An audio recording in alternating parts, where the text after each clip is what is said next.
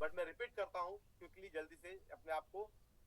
सबसे पहले मैं आपका होस्ट अर्जुन दसुंदी आपका बहुत बहुत स्वागत करता हूँ इस मॉर्निंग के न्यूट्रिशन के हिंदी सेशन में।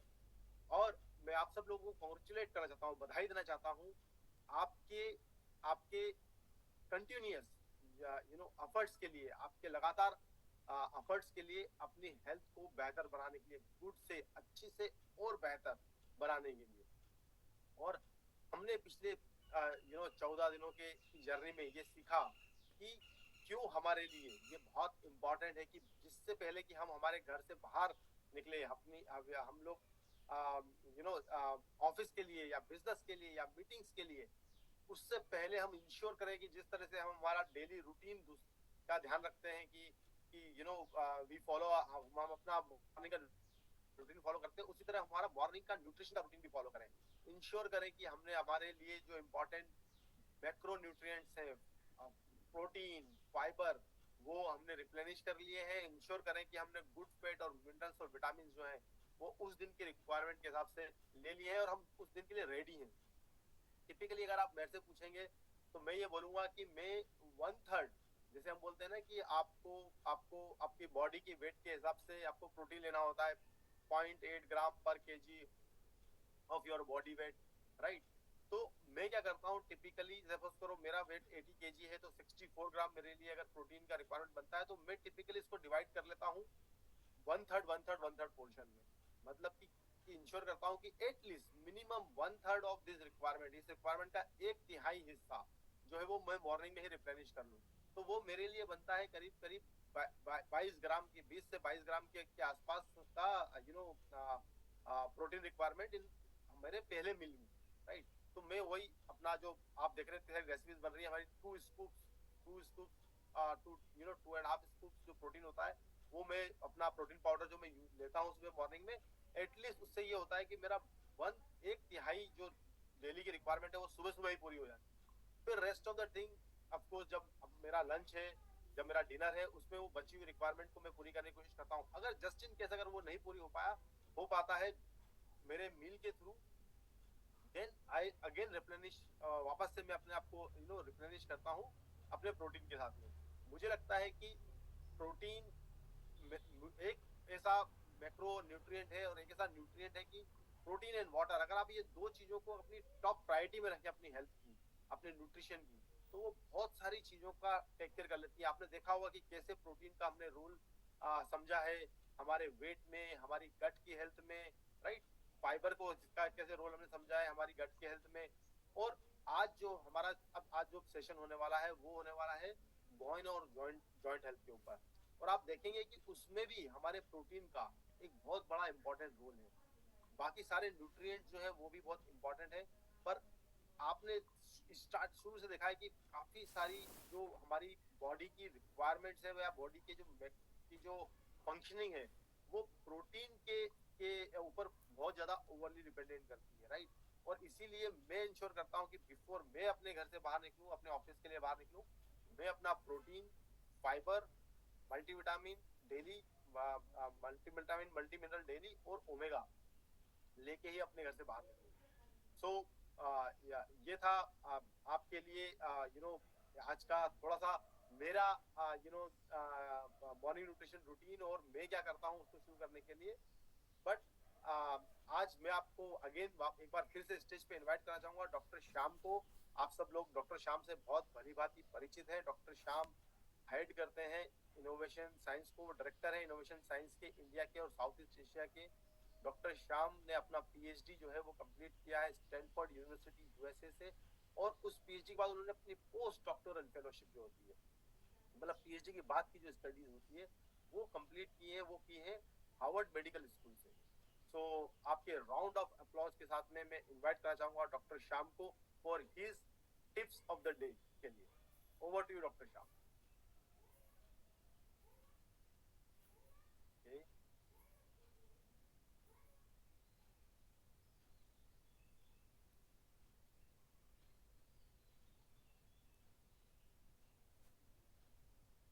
गुड मॉर्निंग एवरीवन, सबको मेरी तरफ से बहुत बहुत बधाई। आप यहाँ हैं इसके मतलब है कि आप ये बहुत सीरियस ले रहे हैं। मैं तो बहुत खुश हूँ ये सुनकर, ये देखकर। आज आज आज और एक स्पेशल आपको एक सोच है मेरे तरफ से। लेकिन उससे पहले मैं एक हिस्सा बता दूं। मेरे अंकल आया हुआ है यहाँ टेक्सास से। तो मैंने उनको बताया कि उनको पूछा कि आप मॉर्निंग में क्या खाते हैं। उन्होंने बोला कि मैं ओट्स खाता हूँ, मैं उपमा खाता हूँ। तो मैंने सोचा आपका प्रोटीन कहाँ है। तो उनको जरा सरप्राइज हो गया, इसमें तो प्रोटीन है। तो मैंने बोला कहाँ है प्रोटीन, ये तो इसमें तो कुछ प्रोटीन ही दिखाई दे रहा है। तो मैंने क्या किया, फिर मैंने उनको एक बहुत बढ़िया स्मूदी बना दिया, हमारा ऑल प्रोटीन डालकर। उसमें दूध डाल दिया और सोया मिल्क भी था मेरे पास, उसमें जरा बेरीज डाल दिया, बनाना डाल दिया। इतना पसंद आ गया। अभी दूसरे दिन भी, आज सुबह भी उन्होंने पूछा मुझे, हाँ मुझे वो आपका जो शेक बनाया था मुझे देंगे। तो मैंने आज भी बना दिया, पर उसको उनको ही नहीं, उनके पोता पोती को भी दे दिया, उनके बेटे भी था मेरे साथ, उनको भी दे दिया। तो मैंने सोचा कि देखो ये एग्जाम्पल बन सकता है, क्योंकि हम उनको बता सकते हैं कि देखो इसका पावर क्या है। तो यही था मेरा आज का एक एक एग्जाम्पल ऑफ कैसे हम इन्फ्लुएंस कर सकते हैं हमारे दोस्तों को, हमारे रिश्तेदारों को, हमारे जो प्यारे हैं उनको। लेकिन आज का स्पेशल स्पीकर है डॉक्टर निकिता मेहरा। डॉक्टर निकिता मेहरा हमसे कुछ स्पेशल बात करेंगे बोन और जॉइंट के बारे में, और उनका उनका इम्पोर्टेंस मॉर्निंग न्यूट्रिशन से। लेकिन लेकिन निकिता आने से पहले मेरा और एक सोच था आज। तो एक स्टडी था, बहुत बढ़िया स्टडी था। ये स्टडी जामा इंटरनल मेडिसिन में पब्लिश हुआ था। बहुत सारे ऑथर्स थे उसमें, कोई मुझे लग रहा है स्टैनफोर्ड से थे और कोई बहुत सारी यूनिवर्सिटी से थे। लेकिन एक जबरदस्त स्टडी था, क्योंकि ये हमें सिखाते हैं कि अर्ली न्यूट्रिशन का इम्पोर्टेंस क्या है। तो उन्होंने क्या किया, इस ग्राउंड ब्रेकिंग स्टडी में 90 अडल्ट 90 अडल्ट के 90 अडल्ट जिन्हें ओबेसिटी थी ने उनको रैंडमाइज क्लिनिकल ट्रायल में बुलाया था। उन्होंने क्लिनिकल ट्रायल बुलाया। उन्होंने क्या किया, उन्होंने इस ग्रुप को दो कर दिया। एक ग्रुप ने अर्ली टीआरई स्केड्यूल फॉलो किया, जिसमें उन्होंने अपने सारे मील्स 8 घंटे की विंडो में 7 बजे से सुबह 7 बजे से 3 बजे तक के बीच में कंज्यूम कर दिया। तो फर्स्ट ग्रुप ने क्या किया, उन्होंने उनका 8 घंटे का विंडो था, और वो 8 घंटे 7 o'clock को शुरू हुआ 7 बजे और खत्म हो गया 3 बजे। तो उनके मील्स तभी फिनिश हो गए। फिर दूसरा ग्रुप ने दूसरा ग्रुप बोला आप 12 घंटे के से ज्यादा का ईटिंग विंडो लगा दो, नो प्रॉब्लम। तो 1 घंटे था 8 आवर्स का, सुबह से शाम तक 3 बजे तक। फिर दूसरे था 12 घंटे और उससे ज्यादा सेल्फ सिलेक्टेड ईटिंग। तो उनको पूछा था कि कुछ अलग पड़ता है इनका इनका इनका इस बिहेवियर से। तो रिजल्ट्स बहुत ही इंस्पायरिंग थे। जो लोग अर्ली टीआरई स्केड्यूल फॉलो कर रहे थे, जो लोग अर्ली टीआरई स्केड्यूल फॉलो कर रहे थे, जिन्होंने 7 बजे सुबह से 3 बजे तक उनका खाना खत्म कर दिया, उन्होंने सिग्निफिकेंटली ज्यादा वेट लॉस किया। कितने? 6.3 kilogram, 6 kilogram compare to 4 kilogram जो कंट्रोल ग्रुप ने लूज किया। So 6 kilogram versus 4 kilogram. और भी एंकरेजिंग बात ये थी कि उन्होंने एवरेज एनालाइज किया, सेकेंडरी एनालिसिस किया। उन्हें उसमें पाया गया कि जो स्ट्रिक्टली जो early TRE regiment, time restricted eating regiment को फॉलो करते रहे, उन्होंने सिर्फ ज्यादा वेट लूज नहीं किया, बल्कि उनका बॉडी फैट का रिडक्शन भी ज्यादा था, सब्सटैंशियल था, सिग्निफिकेंट था। तो इसका मतलब क्या है कि इनका डबल डोज पॉजिटिविटी, राइट? एक तो उनका वजन तो कम हो गया, लेकिन वो वजन का हाँ कम हो गया उनका फैट से, तो फैट रिडक्शन भी ज्यादा था। तो मैं सोच रहा था ये स्टडी हमें ये बताती है कि अपने ईटिंग पैटर्न्स को अपने बॉडी के नेचुरल रिदम के साथ अलाइन करना कितना ट्रांसफॉर्मेटिव हो सकता है। तो जब हम अपने मील्स दिन के पहले हाफ में या सुबह से 3 बजे तक कंज्यूम करते हैं, तो हमारे शरीर को फूड्स को एफिशिएंटली मेटाबलाइज करने का मौका मिलता है, क्योंकि हम बहुत एक्टिव रहते हैं उस वक्त। तो हमारे फूड को भी बहुत खुश है कि हम एक्टिव है, तो फूड भी एक्टिव रहते हैं, तो बहुत मेटाबलाइज करने के लिए बहुत अच्छे समय है। तो बेटर वेट मैनेजमेंट हो सकते हैं और हमारे मेटाबॉलिक हेल्थ को अच्छी तरह लीड करता है। इसके अलावा मेरा ये भी सोच था, सिर्फ सोच है, कि अगर हम अर्ली जो ईटिंग पैटर्न बनाएंगे तो हमें बेटर डाइजेशन सपोर्ट करता है, डाइजेशन को हम सपोर्ट करता है, स्लीप का क्वालिटी पॉसिबली एनहांस कर सकते हैं। और जरा तो यही तो मेरा सोच की आपका हेल्थ को कुछ अच्छी तरह से इम्प्रूव कर सकते हैं। तो सोचिए हमारे एंसेस्टर्स, हमारे पूर्वज, राइट, उन्होंने उनका क्या था, उनको जो दिन के रोशनी में उनका खाना खाते थे वो था सही रास्ता, राइट। जो हमारे क्योंकि उनका बल्ब्स नहीं था, उनका ट्यूबलाइट्स नहीं था, कुछ नहीं था, तो उनका खाना सुबह से दोपहर तक या 3 बजे 4 बजे तक बस उनका हो गया। तो यही था मेरा आज का सोच। चलिए अब मिलेंगे डॉक्टर निकिता मेहरा से। आपको पता है वो जामिया हमदर्द से पीएचडी किया हुआ है, हमारा स्टार रिसर्चर है। मैं बहुत खुश हूँ कि वो हमारे साथ है और हमें एक एक्साइटिंग टॉक देंगे आज। Dr. Nikita, stage is yours. Thank you so much, Dr. Sham. A very happy good morning to all of you. नमस्कार, आप सबका स्वागत है आज के मॉर्निंग न्यूट्रिशन के सेशन में। हम 14 दिन कंप्लीट कर चुके हैं और आज हम 15th डे पे, जैसा कि डॉक्टर श्याम ने कहा, एक इंटरेस्टिंग टॉपिक जो कि बहुत जरूरी है हम सबके लिए, उसके बारे में जानेंगे, जो कि है हमारा बोन एंड जॉइंट हेल्थ। तो मैं बस आपके साथ शेयर करती हूँ, ठीक है। तो आज का हमारा सेशन रहेगा जिसमें हम जानेंगे कि क्या इम्पोर्टेंस है हमारे बोन एंड जॉइंट हेल्थ की, और बोन एंड जॉइंट हेल्थ को सपोर्ट करने के लिए हमारे फाउंडेशनल मॉर्निंग न्यूट्रिशन बास्केट में क्या है और क्या न्यूट्रिशन की जरूरत है और क्यों है वो जरूरत, और मॉर्निंग में ही क्यों है। तो ये सब चीजें हैं जो हम आज समझेंगे।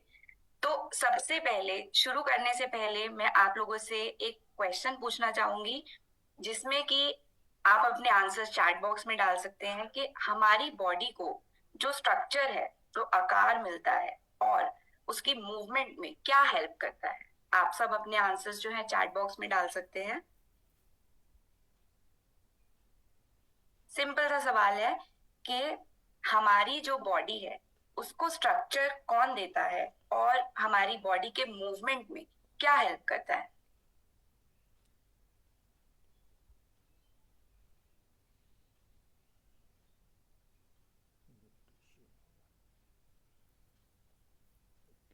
ओके, अब मुझे आंसर्स मिलने शुरू हो गए हैं। कोई कह रहा है बोन्स, कोई कह रहा है protein and calcium, bones, right. तो आप सभी सही हैं। हमारी जो बॉडी को जो स्ट्रक्चर मिलता है वो मिल रहा है बोन से, है ना।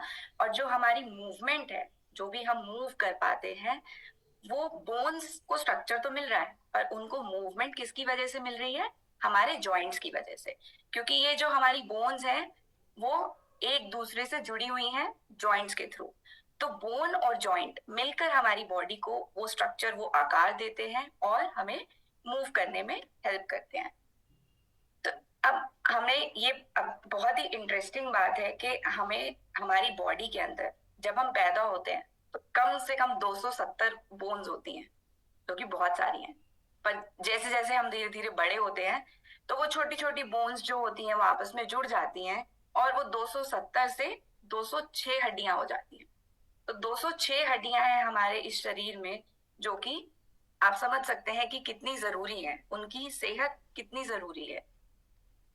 अब एक और सवाल मैं आप लोगों से पूछना चाहूंगी शुरू करने से पहले कि क्या बोन एक रिजिड और हार्ड स्ट्रक्चर है? क्या वो ठोस है? हाँ या ना में आप अपना आंसर दे सकते हैं चैट बॉक्स में। क्या बोन एक रिजिड और हार्ड स्ट्रक्चर है?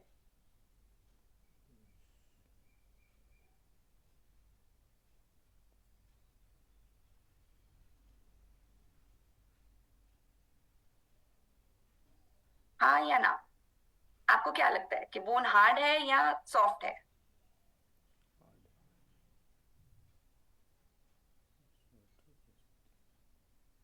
ओके, बहुत ही मिक्स्ड रिस्पॉन्सेज आ रहे हैं। कोई कह रहा है हाँ, कोई कह रहा है नहीं। ओके, ठीक है। तो आप दोनों ही ठीक हैं, क्योंकि हमारे जो बोन्स होते हैं वो हार्ड स्ट्रक्चर्स होते हैं, ठीक है। हार्ड स्ट्रक्चर्स होते हैं, बट उसका कुछ पोर्शन जो है वो अंदर से सॉफ्ट होता है, तो वो हम आगे समझेंगे कि कैसे है। तो आप दोनों ही सही हैं, पर मेजरली जो हमारी बोन्स हैं वो क्या होती है? रिजिड होती है। ऊपर से तो हार्ड ही है ना, अंदर से थोड़ी बहुत सॉफ्ट होती है। वो क्या है, किस वजह से है, वो हम समझेंगे। पर बोन्स हमारी जो है वो रिजिड कैल्सिफाइड स्ट्रक्चर्स होते हैं, जो कि कैल्शियम और फास्फोरस से बनता है वो जो हार्ड स्ट्रक्चर। और ये हम बोन्स जो है सभी वर्टिब्रेट्स, मतलब जो भी हमारे एनिमल्स जिनमें स्पाइनल कॉर्ड होती है, वर्टिब्रा होता है, उन सब में ये होती है। तो अब बोन जरूरी क्यों है हमारी बॉडी के लिए? क्या ऐसा इंपॉर्टेंट फंक्शन है? क्या सिर्फ और सिर्फ ये स्ट्रक्चर देती है, सिर्फ इतना ही है? नहीं। एक तो ये सपोर्ट तो करती है, बॉडी को शेप दे रही है, ये हम सब ने समझ लिया। पर उसके साथ साथ ये हमारी पूरे बॉडी के जो मूवमेंट है उसको सपोर्ट करती है। हमारी बॉडी में जो मसल्स हैं, मसल्स हमारे बोन के साथ अटैच होते हैं। हमारी हड्डी होती है, उसके ऊपर मसल्स होते हैं। अब जो भी आपको मूवमेंट करना है, मसल्स के मूवमेंट के लिए आपको बोन का सपोर्ट चाहिए। अगर बोन नहीं होगा तो आप मूव नहीं कर पाएंगे। उसके साथ साथ जो हमारे असेंशियल मिनरल्स हैं, जो बहुत जरूरी मिनरल्स होते हैं, जो हमारी बॉडी को चाहिए बॉडी की फंक्शनिंग के लिए, वो इनको स्टोर करके रखती है। तो जैसे कि कैल्शियम, मैग्नीशियम, आगे हम समझेंगे कि किस तरीके के मिनरल्स हैं जो हमारी बोन को चाहिए, तो उन सबको ये स्टोर करके रखती है। और इसके साथ साथ हमारा जो बोन का अंदर का हिस्सा होता है, उसमें क्या होता है? बोन मैरो होता है। अब वो बोन मैरो जो अंदर का हिस्सा होता है, वो हमारी बॉडी के सेल्स को बनाने में हेल्प करता है। कुछ सेल्स ऐसे जैसे कि स्टेम सेल्स हो गए या ब्लड सेल्स। इजी तरीके से आप समझ सकते हैं कि जो भी हमारी बॉडी के अंदर ब्लड सेल्स बन रहे हैं, वो हमारे बोन के बोन मैरो में बनते हैं। तो इसलिए हमारी बोन्स जो है वो बहुत ज्यादा जरूरी है। अब ये एक और सवाल आप लोगों से कि बोन किसकी बनी हुई होती है? अभी मैंने आपके साथ डिस्कस किया है, तो चलिए देखते हैं कि आप में से कितने लोग सही जवाब देते हैं कि बोन किसकी बनी है।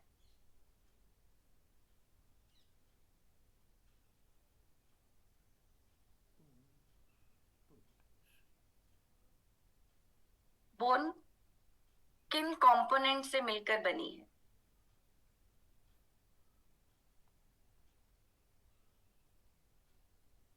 ओके, सो अब आंसर्स आने शुरू हो गए हैं। पीपल आर सेइंग कि कैल्शियम। ओके, आप मैक्सिमम लोग जो है वो बोल रहे हैं कैल्शियम, और आप ठीक है। पर कैल्शियम के अलावा भी हमारी बोन्स में बहुत सारी चीजें होती हैं, तो वो क्या है देखते हैं। अब बोन जो है हमारी, हमने अभी समझा कि मैक्सिमम जो बाहर का हिस्सा है वो हार्ड है, रिजिड है ना, कॉम्पैक्ट है। तो 80% हिस्सा जो है हमारी बोन का वो कॉम्पैक्ट है, और जो 20% हिस्सा होता है वो स्पॉन्जी होता है। तो जो हमारा बाहर का हिस्सा है उसमें क्या है? हमारे मिनरल्स होते हैं। मिनरल्स में मेनली होता है कैल्शियम एंड फास्फोरस, जिसको हम हाइड्रोक्सी एपेटाइट बोलते हैं। तो कैल्शियम और फास्फोरस मिलकर हमारा वो हार्ड स्ट्रक्चर बनाते हैं। उसमें कुछ हद तक पानी भी होता है, और उसके साथ साथ हमारे बोन में प्रोटीन भी होता है। अब प्रोटीन क्या करता है? प्रोटीन में कोलेजन सेल्स होते हैं और हाइलुरोनिक एसिड। हाइलुरोनिक एसिड जो होता है वो मॉइस्चर के लिए और वो लुब्रिकेशन के लिए रहता है। तो अब हमारे जो बोन है अगर हम समझे उसको दो भाग में बांट सकते हैं हम। एक कि हमारे जो मैट्रिक्स रहेगा और दूसरा जो अंदर का हिस्सा रहेगा। जो मैट्रिक्स है, बाहर का हिस्सा, वो किससे बना है? प्रोटीन और मिनरल से। तो लगभग 20 से 40% जो है वो हमारी बोन में प्रोटीन होता है, ठीक है, जिसमें कि कोलाजन और नॉन कोलाजन प्रोटीन दोनों तरीके के प्रोटीन हो सकते हैं। और मिनरल्स की अगर हम बात करें तो 50 से 70% जो हमारी बोन का कॉम्पोजिशन है वो किससे बना है? मिनरल से। मिनरल्स में भी कौन से मिनरल्स? मेनली कैल्शियम और फॉस्फोरस, ठीक है। तो ये हुआ हमारा। अब बाहर का हिस्सा किससे बना है? मिनरल से, जो कि है कैल्शियम, फॉस्फोरस, और मैट्रिक्स जो कि है प्रोटीन। अब इन मिनरल्स में भी दो तरीके के मिनरल्स, ऑर्गेनिक, इनऑर्गेनिक, दोनों हो सकते हैं। अब बात करते हैं सेल्स की, जो अंदर के हमारे सेल्स हैं। अब सेल्स में हमारे दो तरीके के सेल्स होते हैं। एक होते हैं ओस्टियोब्लास्ट और एक होते हैं ओस्टियोक्लास्ट। तो आप इनको किस तरीके से समझ सकते हैं कि एक सेल होता है जो कि हमारी बोन को बनाने में मदद करता है, वो हुआ ओस्टियोब्लास्ट। और एक हुआ जो हमारी बोन को ब्रेक करने में हेल्प करता है। मतलब ब्रेक करने में, अब आप सोचेंगे ब्रेक करने की क्या जरूरत है? ब्रेक करने का मतलब कि उसमें कुछ रीमॉडलिंग की जरूरत है, कोई बॉडी में वियर एंड टियर हो गया, तो उसको पूरा करने के लिए, मतलब उसको ब्रेक करने के लिए, खराब हिस्से को हटाने के लिए और नए आपको बोन को रीजनरेट करने के लिए ब्लास्ट काम करेंगे, और बोन को रीमॉडलिंग करने के लिए ओस्टियोक्लास्ट काम करेंगे। तो ये है हमारा जिससे बोन बनता है। और इसके साथ साथ 5 से 10% जो है हमारी बोन के अंदर पानी होता है। तो ये हमने समझ लिया कि बोन क्या है। तो अब ओस्टियोक्लास्ट और ओस्टियोब्लास्ट आप कैसे समझ सकते हैं? सिंपल सा है, जैसे कि आपको बिल्डिंग बनानी है ना। बिल्डिंग बनाने के लिए आपको रॉ मटेरियल चाहिए। तो रॉ मटेरियल हमारी बोन के लिए क्या रहेगा? प्रोटीन, कोलाजन, हाइड्रोक्सी एपेटाइट, मतलब कैल्शियम, फॉस्फोरस। तो ये सब हमारी बोन के लिए रॉ मटेरियल हुए। पर अब इसको बनाने के लिए आपको जो है कोई मदद चाहिए कि कौन इस रॉ मटेरियल को यूज करके बनाएगा।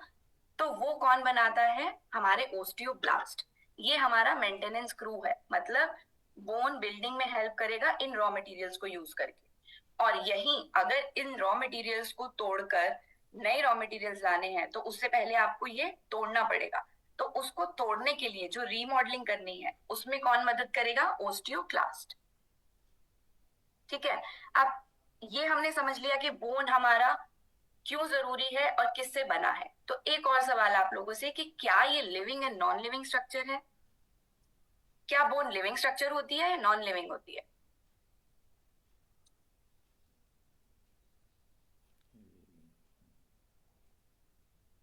आप सभी अपने आंसर्स जो है वो चैट बॉक्स में डाल सकते हैं। आपको क्या लगता है कि बोन एक लिविंग स्ट्रक्चर है या नॉन लिविंग स्ट्रक्चर है?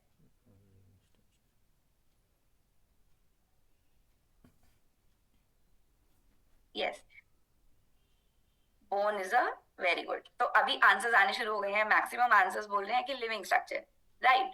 अब हमारी बॉडी में है, जैसे कि हेयर है, हमें पता नहीं चलता है ना कि, बट लेकिन वो भी लिविंग है, ग्रो करते हैं। लाइकवाइज हमारी बोन जो है वो लिविंग स्ट्रक्चर है।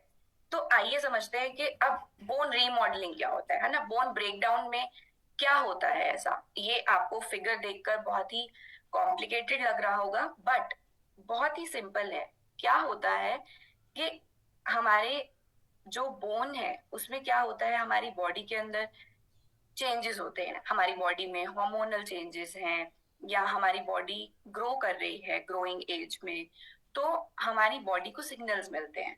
तो ओस्टियोक्लास्ट जो है वो क्या करेंगे, हमारे जो ऑलरेडी लाइनिंग सेल्स हैं उनको सिग्नल मिलेगा, वो ओस्टियोक्लास्ट काम करना शुरू करेंगे, वो ब्रेक डाउन करेंगे। अब क्या होगा, वो ब्रेक डाउन करेंगे तो ओस्टियोब्लास्ट का काम क्या है? उन बोन्स को वापस से बनाना। तो वो क्या करेंगे, दोबारा से जो हमारे मिनरल्स हैं, जो भी रॉ मटेरियल है, प्रोटीन, कैल्शियम, फॉस्फोरस, मैग्नीशियम, इन सबको यूज करके वो क्या करेंगे, हमारे बोन को दोबारा से बनाना चालू करेंगे। तो ओस्टियोब्लास्ट उन सब मटेरियल्स को यूज करेंगे और वो दोबारा से हमारे बोन जो है वो बनने लग जाती है। तो ये कंटिन्यूअस साइकिल रहती है हमारी बॉडी में। बॉडी हमारी कंटिन्यूअस काम करती है, तो ऐसे ही हमारे बोन्स में ये बोन का रीमॉडल होना और बोन का फॉर्मेशन होना, ये कंटिन्यूअस प्रोसेस है और बैलेंस रहता है काफी हद तक हमारे अर्ली स्टेजेस ऑफ लाइफ में, वो हम समझेंगे कैसे। तो ये प्रोसेस जो है वो कंटिन्यूअस है। ओस्टियोक्लास्ट जो है वो हमारे बोन को जहां पर जरूरत नहीं है उनको रीमॉडल करते रहेंगे, उनको ब्रेक डाउन करेंगे, और साथ ही साथ हमारे ओस्टियोब्लास्ट जो हैं वो एक्टिव होंगे और हमारी बॉडी से जो न्यूट्रिशन हम उनको प्रोवाइड करेंगे बॉडी को, उनको यूज कर वो बोन को फॉर्म करना शुरू करेंगे। और इसी के साथ साथ हमारा जो रीमिनरलाइजेशन होता रहता है, रीमिनरलाइजेशन कैसे होगा, वही कैल्शियम, फास्फोरस, उन सबको वो यूज करके हमारे जो बोन को फॉर्म करना शुरू करेंगे। तो ये हमारा साइकिल है कि ब्रेक डाउन होगा, बोन फॉर्म होगा और रीमिनरलाइज होगा। अब क्या होता है कि जब हम अर्ली एजेस में हैं, हम ग्रोइंग एज में होते हैं, तो हमारी जो बोन होती है उसका ब्रेक डाउन और बोन फॉर्मेशन वो बैलेंस रहता है।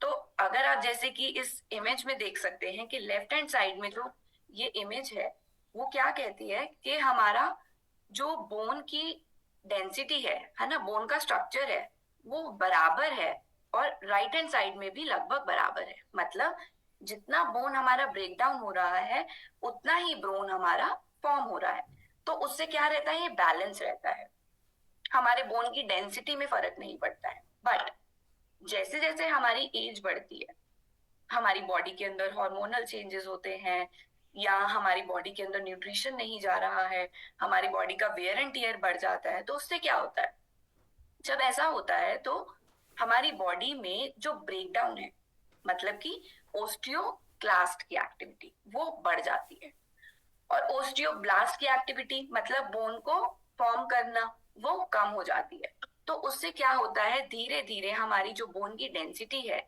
वो कम होने लग जाती है, और वो ज्यादा उसके टूटने के चांसेस जो है वो बढ़ जाते हैं, बोन ब्रेक होने के चांसेस बढ़ जाते हैं, या इजीली आपकी बोन फ्रैक्चर हो जाती है ना, फ्रैक्चर हो जाएंगी, आपको पेन होने लगता है। तो ये क्यों होता है, क्योंकि एज के साथ साथ हमारी बोन की ब्रेकडाउन एक्टिविटी बढ़ जाती है और बोन फॉर्म करने की एक्टिविटी कम हो जाती है।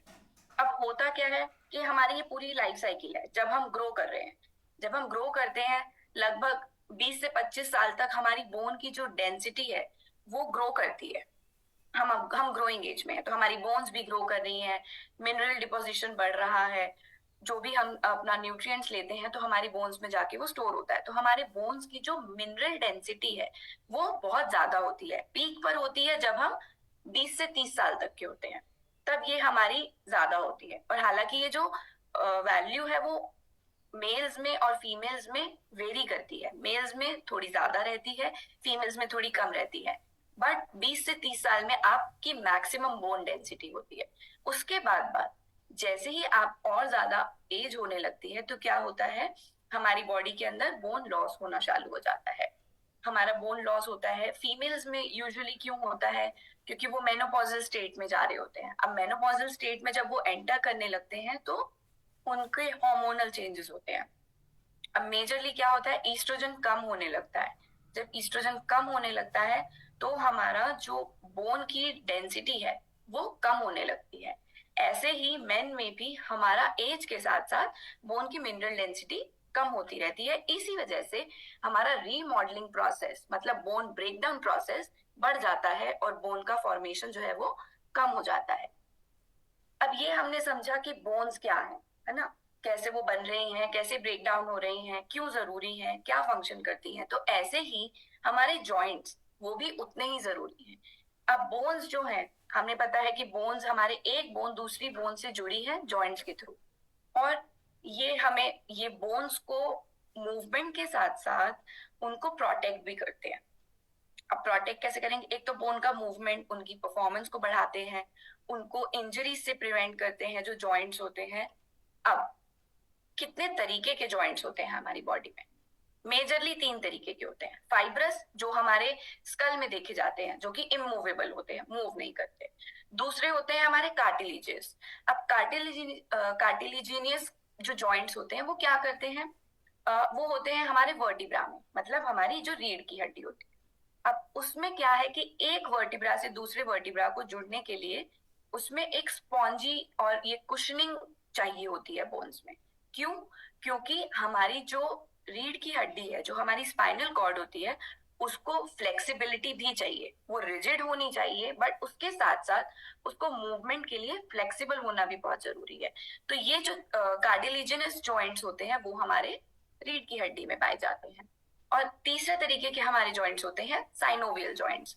साइनोवियल जॉइंट्स हमें कहाँ मिलेंगे? मेजरली हमारे एल्बो में और हमारे घुटनों में, मतलब कि नी जॉइंट्स में। तो अब क्या है कि ये हमारे जॉइंट्स जो है, इसके अंदर फ्लूइड होता है, मूवमेंट के लिए हेल्प करते हैं, और जिससे कि क्योंकि ये जॉइंट्स जो है मेजर जॉइंट्स हैं जहां मैक्सिमम मूवमेंट रहता है लेग्स एंड हैंड्स में, तो इसलिए ये जॉइंट्स जो है वो इजी मूवमेंट के लिए हेल्प करते हैं। और इसके साथ साथ इसके अंदर साइनोवियल फ्लूइड होता है जो इसको लुब्रिकेट करता है, कि जिससे कि बोन आपस में टकराकर इंजरी ना हो। तो इसलिए हमारे जॉइंट्स जो है वो भी बोन के साथ साथ इक्वली इम्पोर्टेंट है। अब क्या होता है कि जैसे साइनोवियल जॉइंट है, अब एज के साथ साथ क्या होता है, हमने जो हमारा बोन है, अगर आप जैसे कि यहाँ पर देख सकते हैं, ये हमारी बोन है, इसके बीच में ये कार्टिलेज है। अब कार्टिलेज किससे बना है? हमारा कार्टिलेज लिगामेंट्स ये हमारे प्रोटीन से बने हैं, है ना। तो मूवमेंट जो है वो हमारी प्रोटीन उतने ही जरूरी है, क्योंकि वो उसको बाइंड करके रखेंगे बोन को, और उसके साथ साथ हमारे यहाँ पर साइनोवियल फ्लूइड होता है। अब एज के साथ साथ क्या है कि अगर आप प्रोटीन डेफिशिएंट है, या आप प्रॉपर हाइड्रेशन नहीं है, या प्रॉपर न्यूट्रिशन आपको नहीं मिल रहा है, तो क्या होता है कि ये हमारा जो साइनोवियल फ्लूइड है ये कम होने लगेगा या ड्राई होने लगेगा, और आपके जो कार्टिलेजेस है वो वीक होने लगेंगे। तो उसकी वजह से क्या होगा, ये जो हमारे बोन के बीच में एक गैप होता है जो कि जरूरी है उसके इजी मूवमेंट के लिए, अभी वो क्या होने लगेगा, कम होने लगेगा। तो उसकी वजह से क्या होगा, आपको साइनोवाइटिस मतलब कि इन्फ्लेमेशन होने लगेगी। जो हमारे साइनोवियल जॉइंट है उसमें वो आपस में रब करते हैं, उसकी वजह से इंजरी होती है और इन्फ्लेमेशन हो सकती है। तो उस वजह से आपको जॉइंट पेन होने लगेगा और आपको बहुत दिक्कतें होने लग जाती हैं। तो अब कार्टिलेज जो है, अभी हमने समझा कि कार्टिलेज जो है वो बहुत जरूरी है ना, क्योंकि बोन जो है वो हमारी फ्लूइड के साथ साथ जो जुड़ी है, जो फाइब्रस स्ट्रक्चर जिससे वो बनी है, वो आपस में मूव कर पा रही है या जॉइंट है, वो है कार्टिलेज। अब कार्टिलेज का एक इंपॉर्टेंट कॉन्स्टिट्यूएंट होता है, वो है ग्लूकोसामीन। ग्लूकोसामीन जो है वो हमारे कार्टिलेज को बनने में मदद करता है, वो हमारे कार्टिलेज का बिल्डिंग ब्लॉक है। तो आपके बॉडी के अंदर ग्लूकोसामीन होना सफिशिएंट अमाउंट में जरूरी है, क्योंकि वो कार्टिलेज को बनने में मदद करेगा। अगर कार्टिलेज सही रहेगा तो आपके जॉइंट की हेल्थ जो है वो सही रहेगी। इसके साथ साथ अगर इन्फ्लेमेशन है, तो इन्फ्लेमेशन हो रही है, तो उसके लिए आप क्या कर सकते हैं, जैसे कि बॉसविलिया। अब बॉसविलिया जो है वो क्या है, एक फाइटोन्यूट्रिएंट है। फाइटोन्यूट्रिएंट का काम क्या होता है, हम पहले भी समझ चुके हैं कि वो एक एंटीऑक्सीडेंट का काम करते हैं। एंटीऑक्सीडेंट का काम करने का मतलब कि बॉडी में जो इन्फ्लेमेशन है उसको कम करेंगे। इन्फ्लेमेशन कम करेंगे तो हेल्दी स्टेट में रहेगा, और ओस्टियोक्लास्ट की जो एक्टिविटी है वो भी कम रहेगी, क्योंकि जब बोन आपस में टकराएंगी तो क्या होगा, बोन का ब्रेकडाउन होना शुरू होने लग जाएगा। तो बोन का ब्रेकडाउन शुरू होगा, बोन में इन्फ्लेमेशन होगी, और उसकी वजह से आपको जॉइंट प्रॉब्लम्स होने लग जाएंगी। तो इसलिए कार्टिलेज जरूरी है। तो कार्टिलेज के लिए बनाने के लिए आपको ग्लूकोसामीन चाहिए होगा, और जो इन्फ्लेमेशन हो रहा होगा उसको ठीक करने के लिए आपको बॉसविलिया जैसे कंपोनेंट्स की जरूरत पड़ती है। अब कुछ फैक्टर्स हैं। अब ये हमने समझा कि बोन जरूरी, जॉइंट जरूरी क्यों है, पर ऐसी क्या चीजें हैं जो हमारे जॉइंट और बोन हेल्थ को अफेक्ट करती हैं। बोन एंड जॉइंट हेल्थ हमने जैसे अभी समझा कि एज के साथ साथ जो है वो उसमें फर्क आता है, या जेंडर जो है उसकी वजह से इसमें चेंज होता है। मेल्स या फीमेल्स में, फीमेल में हार्मोनल चेंजेस ज्यादा होते हैं, उस वजह से हमारे जो बोन और जॉइंट हेल्थ है वो बहुत ज्यादा मैटर करती है। एथनिसिटी मतलब कि आप किस रीजन से आ रहे हैं, आपका क्या जेनेटिक मेकअप है, उसकी वजह से भी। अब फैमिली हिस्ट्री, अगर फैमिली में ही आपके किसी को जॉइंट प्रॉब्लम है या बोन डेंसिटी उनकी कम है, और आपको भी अगर वैसे ही जीन्स मिले हैं, तो आपके अंदर भी चांसेस है कि आपको बोन एंड जॉइंट हेल्थ की प्रॉब्लम हो सकती है।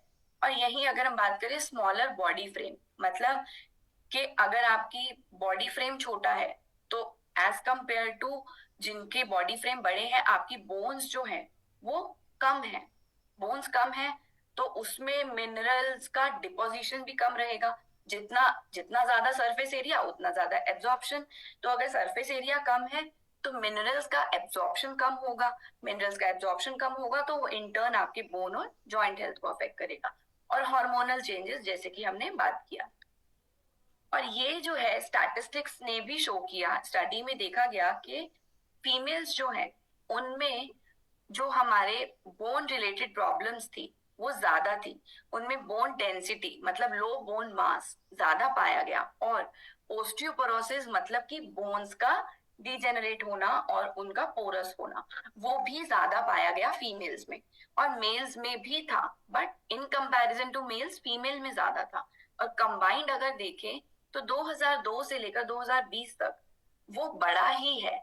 और इसके साथ साथ एज के अगर हम बात करें, राइट हैंड साइड में जो ग्राफ है वो ये बताता है कि जैसे जैसे हमारी एज बढ़ती है, जो ये ग्रीन कलर के बार्स है, हरे बार्स जो है वो क्या दिखा रहे हैं, नॉर्मल बोन डेंसिटी, मतलब कि बोन मिनरल डेंसिटी आपकी नॉर्मल। और जो पीले बार्स हैं वो दिखा रहे हैं ओस्टियोपिनिया, मतलब बोन डेंसिटी का कम होना। और जो लाल है वो दिखा रहे हैं ओस्टोपोरोसिस, मतलब बोन्स की डेंसिटी बहुत ज्यादा कम हो जाना और ओस्टियोपोरोसिस हो जाना, मतलब कि हॉलो बोन्स डेवलप होने लग जाना। तो ये क्या है, ये देखा गया कि एज के साथ साथ जैसे जैसे हम एज की तरफ बढ़ते हैं हमारी जो मिनरल डेंसिटी है वो कम होती जाती है, ओस्टियोपिनिया के चांसेस हमारे बढ़ते जाते हैं, और लाइकवाइज हम ओस्टियोपोरोसिस की ओर जा रहे हैं। तो एज जो है वो एक बहुत इंपॉर्टेंट फैक्टर है। और कुछ ऐसे फैक्टर्स हैं जो हम चेंज कर सकते हैं। ये तो बात हुई कि कुछ अनचेंजेबल फैक्टर्स जो हमारे कंट्रोल में नहीं है, पर कुछ ऐसे फैक्टर्स हैं जो हम कंट्रोल कर सकते हैं, जैसे कि न्यूट्रिशन। आप क्या न्यूट्रिशन ले रहे हैं, क्या आप सही मात्रा में मिनरल्स और प्रोटीन का इंटेक ले रहे हैं जिससे कि आपकी बोन एंड जॉइंट हेल्थ अच्छी रहे। दूसरा, इनएडिक्वेट स्लीप। अब इनएडिक्वेट स्लीप मतलब जब आपकी नींद पूरी नहीं है, नींद पूरी नहीं होगी तो जो आपकी सिरकाडियन रिदम है मतलब बॉडी क्लॉक वो खराब रहेगी, बॉडी क्लॉक खराब रहेगी, हार्मोनल इम्बैलेंस होगा, हार्मोनल इम्बैलेंस होगा तो इन टर्न आपकी बोन एंड जॉइंट हेल्थ पे फर्क पड़ेगा। और जैसे कि बहुत ही कम आजकल ऐसा हो गया कि मैक्सिमम लोग जो है वो ऑफिसेज में है या घर में है, सिर्फ बाहर नहीं जाते हैं, तो सन का जो एक्सपोजर है वो बहुत ही लिमिटेड है या मिलता ही नहीं है। तो उसकी वजह से क्या होता है, विटामिन डी जो कि बहुत इंपॉर्टेंट कंपोनेंट होता है, हम समझेंगे आगे, तो वो कम हो जाता है जिसकी वजह से आपकी बोन एंड जॉइंट हेल्थ खराब होती है। और कुछ ऐसे मेडिकेशंस भी हो सकते हैं कि अगर आप कोई ऐसे मेडिकेशंस ले रहे हो जिनके कुछ साइड इफेक्ट्स हो जिससे आपकी बोन एंड जॉइंट हेल्थ कम हो रही है। और कुछ लाइफस्टाइल फैक्टर्स कि आप बहुत लंबे समय तक बैठे रहते हैं, आपका मूवमेंट नहीं है, या आप बहुत ज्यादा अल्कोहल या स्मोकिंग कर रहे हैं, या आप ओवरवेट हैं, ओबीस हैं, तो उससे क्या होता है कि जब आप बहुत ज्यादा ओवरवेट होते हैं तो आपके जॉइंट्स पे बहुत ज्यादा जोर पड़ता है, तो उस वजह से आपकी जॉइंट हेल्थ जो है वो खराब होती है। तो ये कुछ फैक्टर्स हैं जो हमें चेंज कर सकते हैं और हमें अडॉप्ट करना चाहिए कि ऐसा हम ना करें। और स्टैटिस्टिक्स में ये भी देखा गया कि 10 में से 2 लोग जो हैं वो ओस्टियोपोरोसिस से सफर करते हैं, और 5 में से 10 लोग अगर हम देखेंगे तो उनको ओस्टियोपिनिया है, मतलब कि 10 में से 5 लोग जो है वो ऐसे हैं कि जिनकी मिनरल डेंसिटी कम हो रही है, और उनमें से 10 में से 2 लोग ऐसे होंगे जिनको ओस्टियोपोरोसिस है। एंड 4 अगर हम इंडियंस देखें उनमें से 1 इंडियन आपको ऐसा जरूर मिलेगा जिसको ओस्टियो आर्थराइटिस है, और अगर हम 3 महिलाओं में से 1 महिला आपको ऐसी जरूर मिलेगी जिसमें उनको मेनोपॉजल ओस्टियोपोरोसिस है, पोस्ट मेनोपॉजल, क्योंकि वो हार्मोनल चेंजेस हुए हैं और एक्सेस जो बोन रीमॉडलिंग होने लगती है, मतलब बोन लॉस ज्यादा हो रहा है, तो उसकी वजह से उनको ओस्टियोपोरोसिस, ओस्टियोआर्थराइटिस ये सब जो है वो डेवलप होता है। तो स्टैटिस्टिक्स जो है दिखाता है कि हमें हमारा जो लाइफस्टाइल है या जो हमारा न्यूट्रिशन है वो ठीक नहीं है, और हमारे बोन और जॉइंट की हेल्थ जो है वो अच्छी नहीं है। तो अब कैसे आपको पता चल सकता है, क्या अर्ली साइंस है? अब वैसे तो आपको कोई साइन फील नहीं होगा कि आपकी मिनरल डेंसिटी कम है या ज्यादा है, या कितनी स्ट्रांग है। तो आपको कैसे पता चल सकता है अगर आपको बोन्स की हेल्थ देखनी है? तो यूजुअली क्या होता है कि जब आपकी बोन्स की मिनरल डेंसिटी कम होने लगती है तो आपको बैक पेन होने लगता है, या आपका पोस्चर जो है वो खराब होने लगता है, आप स्टूप करने से स्लाउच करने लग जाते हो, या आपका पोस्चर ठीक नहीं रहता है, आपको शॉर्टनेस ऑफ ब्रेथ होती है, या अब हाइट जो है वो अगर बहुत ज्यादा समय तक आपके जॉइंट्स जो बेंट करने लगेंगे, पोस्चर खराब होगा तो हाइट में भी फर्क आता है। और यही हम बात करें जॉइंट की, तो जॉइंट में क्या होता है, जॉइंट पेन होना शुरू हो जाएगा। सबसे पहले आपके जॉइंट स्टिफ हो जाएंगे, क्योंकि अभी हमने बात करी थी वो कार्टिलेजेस और साइनोवियल फ्लूइड की, अगर वो सही से नहीं है आपकी बॉडी में तो वो जॉइंट्स जो आपके वो स्टिफ हो जाएंगे। तो जब जॉइंट स्टिफ हो जाएंगे तो आपको क्या होने लगेगा, आपको जॉइंट में पेन होने लगेगा, आपके जॉइंट अकड़े हुए लगेंगे आपको, और आपके जॉइंट्स में सूजन आ जाएगी क्योंकि इन्फ्लेमेशन होने लगेगी। तो जब इन्फ्लेमेशन होने लगेगी तो रेडनेस और सूजन आने लगती है। तो उससे क्या होगा कि आपकी जो मूवमेंट है, मोबिलिटी में आपको बहुत फर्क पड़ेगा। और इसके साथ साथ एक अर्ली साइन क्या भी है कि आपकी हड्डियों में से आवाज आने लगेगी, कि क्लिकिंग साउंड आने लगती है बहुत जल्दी। तो दैट मीन्स कि आपके जॉइंट्स जो है वो हेल्दी नहीं है। तो अभी हमने बात करी ये सब कि बोन्स क्या होती हैं, किस चीज से बनी है, उसका बनना और जो रीमॉडलिंग है वो कैसे होता है, क्या न्यूट्रिशन की जरूरत होती है। ऐसे ही हमने जॉइंट हेल्थ के बारे में देखा कि क्या है जॉइंट हेल्थ, किस चीज से बने हैं, क्यों जरूरी है, और क्या हमारे स्टैटिस्टिक्स कहते हैं हमारी जॉइंट एंड बोन हेल्थ के बारे में। तो अब हम देखेंगे कि क्या न्यूट्रिशन है जो आपको लेना चाहिए।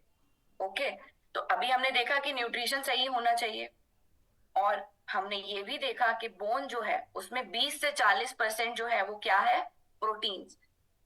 तो प्रोटीन जो है क्यों जरूरी है, क्योंकि हमारे कुछ अमाइनो एसिड्स हैं जो कि बहुत ज्यादा इंपॉर्टेंट है हमारे बोन एंड जॉइंट हेल्थ के लिए।